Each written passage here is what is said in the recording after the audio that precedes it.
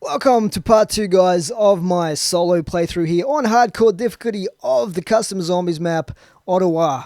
And this is the second main area of the map that you end up in when playing this map. As I said before, you can train in the center of this location relatively easy as long as you watch out for where the zombies are coming down these hallways towards you. And once you start building a train, if you just move around in a circle and shoot the zombies out as they come down if they're going to block you off.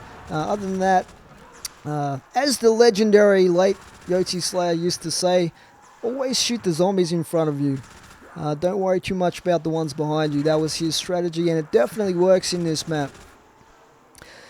But once we get enough points, we're going to be buying some more of these switches here. Now, there's that teddy bear. And you can see an example here of where I actually bump into the teddy bear. And this is going to be a little bit tricky here, but we should be okay. You just don't want to get in front of that turret, or it can definitely take you down as well as the zombies. So I'm going to camp here. Hopefully not too many come from this doorway behind me. Most of them will probably get killed by the turret there from the other 3 areas that they spawn from. I'm so glad he didn't put rises in this area, that's for sure. But how awesome does this map look? It looks incredible. More maps like this is what I would like to see. This is a mystery box here, this kind of flame hole. And we get the PPSH, which is pretty awesome for building points up. Probably, I mean, there are some modded guns in this as well. There's some of the dark gun mods, dark guns from the dark gun mod in the mystery box. I think you'll see me get one in a little bit later, actually, from memory. This is not a live commentary, in case you couldn't tell. Basically, for the harder maps that I play, I don't do live commentaries because it's very hard to concentrate and play a good game if you're actually trying to commentate the whole way through with those ones. Post-com all the way for those. So you can see the zombies will just melt in front of you without hardly even needing to fight too many bullets into them. It's almost not quite as bad as having the insta-kill going, but almost that easy. Okay, we get a nuke here. Probably going to avoid that because I really want to get points. I don't want to have to last too long in here. Now, one thing to watch out for is those green teleporting zombies when you're doing this training method, because if you're trying to shoot one of those and it goes invisible, it won't die and then it can block you off. So you have to be careful of that. Just trying to get a crawler here at the end of the round so we can get the next switch here. So as I said before, for this section, you want to keep an eye on how many of those bars are left when you're buying these switches. You don't want to open that next door up until you've got a surplus once you buy the last switch of, I would say, 6,000 points to be comfortable, or even more than that. And the reason for that is when you move into the next zone, it will increase the difficulty level to the next stage where you'll start getting the distortion gold zombies coming at you, and those guys are not a lot of fun, especially with some of the tricky stuff you have to do in the next section. Now this is, I believe, one of the guns from the dark gun mod, and this is called the Bloody Hell. If you look at it carefully, when you actually fire this thing, it actually shoots blood. It's not real powerful though, it's actually pretty low powered, so even with the stopping, crazy OP stopping power of this map, it's not real effective, so probably not a great gun to get. There's a couple of versions of the bar in this map actually. I think one of them is a shotgun, believe it or not, so it's kind of expect the unexpected from this map. Okay, so still doing this training technique here. Just taking it easy. Now, you could just continually go around and ignore the zombies behind you and just shoot the ones in front of you. But that would be very, very slow to do that. So every now and then when you've got nearly all the zombies behind you, you want to turn around and shoot some of them. You can see how poor the power is on that thing. And this is where you can run into some real trouble if you have to do this. Like this zombie here, like I was trying to get out a Betty to kill the horde behind me, which is a bad move because of the slow switching animation. And I actually got hit a few too many times from behind when that that green-headed zombie blocked me off, so I did lose all my perks. But fortunately, there is Jug down here. There's also Speed. So if you get both of those, they're fairly cheap to get back. And we recover pretty... Look how many drops I got right there. I think I got 5 perks just off one bunch of zombies that I killed. And then we get another one here. 6, 7. So we're practically back to all of our perks back again, which is incredibly fast. That's probably the fastest recovery ever that I've seen for myself on a ZCT mod map. And we've got the oxygen barriers happening here as well.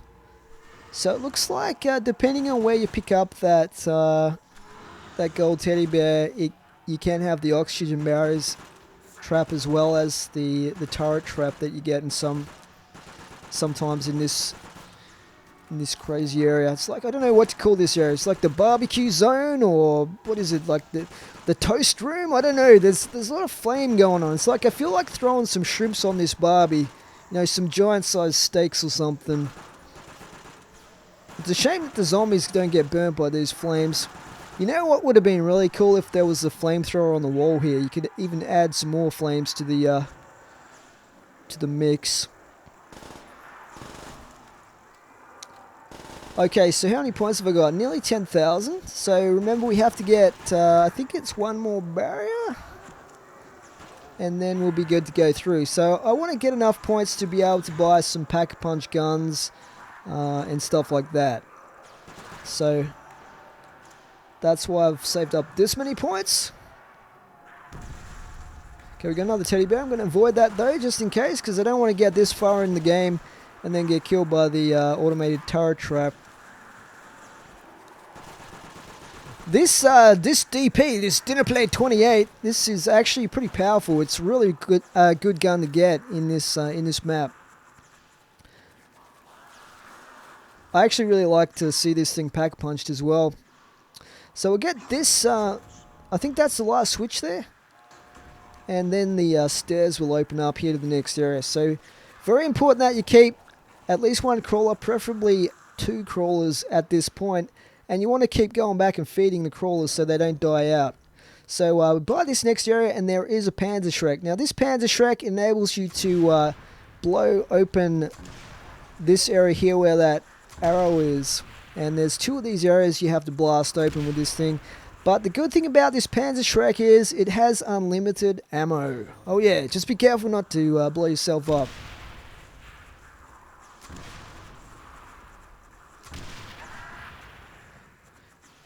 Alright, so it takes a few shots to get through.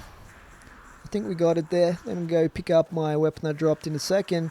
Actually, this here, it looks kind of like a teleporter, but that is actually like a kind of a mystery box. But the good thing about it is, although it costs 2,000 points to get a gun out of it, all the guns are pack-a-punched. How awesome is that? And that's why you want to save up enough points. I get really unlucky on the guns that I get out of it though, even though I had a fairly good cash reserve going, points reserve. Look at that guy. So he's having an even worse time than I am here. Look at that detail. I really love this sort of thing when they put that in. This reminds me a lot of the style of some of the Killing Floor maps, what they've done in this, with some of the gory details. Okay, so we've opened up both of these areas. Now, once you go through and buy the switch at the end of both of these rooms, look at these crazy oversized teddy bears. Once you buy these 2 switches, which are actually pretty cheap, you will then get access to this, what looks like an MG turret. So I'm just feeding the zombies here so they don't die out, because you do not want to get stuck here in the next difficulty level. You can see that difficulty icon in the top right has now moved on to the next difficulty level with the cigar and the skull. So I'm going to have a hit at this. You want to keep around, I think it's 1,000 or 1,500 points. You want to keep that in reserve for one more door that we'll need. Now, this turret fires these crazy skull things, these golden skulls. And it has a really slow cooldown on it. Like, really slow, like annoyingly slow. And you have to mount it, you have to be on the gun for it to cool down. It doesn't cool down automatically if you're away from it. So that's why I'm coming back to it. It's still not cooled down. But eventually, I think after about 9, 10, 11, 12, something like that, shots, you will get this door here blasted open as well. Another custom map this map reminds me of is the really, really epic Mars map, which is probably one of my top 5 maps as well, custom maps. It's got a lot of the same sort of gothic, dark feel to it. And those lamps there, those red lamps, are used in that as well. Okay, it's cooled down. So I'm just about ready to fire this, but I don't really want to kill the zombies with it either, so I'm just going to lead them away just to be on the safe side. I'm just being a little bit cautious here because you don't want to mess things up at this point, trust me. Now I could have fast forwarded this bit, maybe I should have, but it does show you in real time how long it takes to get through this door. It's quite annoying actually. After the fast pace of the area where we're training to come to this this annoying turret with their super slow cooldown is quite the contrast. And trying to do this mid-round would just be almost impossible, especially solo. Okay, so hopefully this is the last time when this cools down. You'll probably only need 2 more skulls. But the craziness doesn't stop here either. Just wait what we have to see what we have to do when we get through that door. It's really cool. I love this sort of thing in this map. Like, this map has almost everything in it that I love in custom zombies. You know, it's got the destroyable areas, it's got the secret teleporting areas, it's got Easter eggs, and okay, this is cooled down now. I'm just going to lead the zombies off again. I'm letting them hit me as well so that they stay healthy, because the World War zombies will die eventually if you just leave them be without feeding them. Okay, so hopefully this is the last one we need.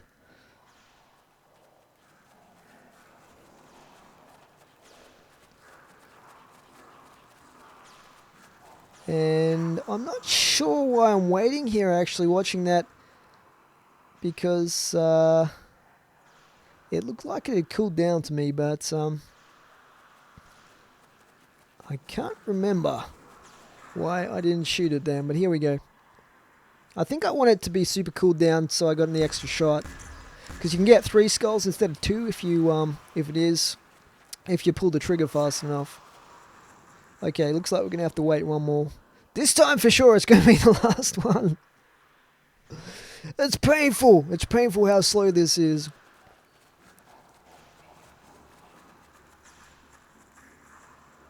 Okay, let's try again. You know, another mod I wish they'd update, you know, talking about updating the ZCT mod, I wish they updated zombie realism. I know the UGX working on something similar to that, but I really like zombie realism. The whole idea of prestiging and stuff like that in custom zombies is awesome. I should actually go back and play that again. The trouble is, not too many maps, not too many really good maps either that have it. Although I know that Winged did modify his map to be compatible with zombie realism, but which was cool. I wish more mappers did that. Okay, yeah, I'm looking at the wrong icon. I see it now. Bottom right is the one that's cooling down, so we've still got a little bit of cooldown to go on that.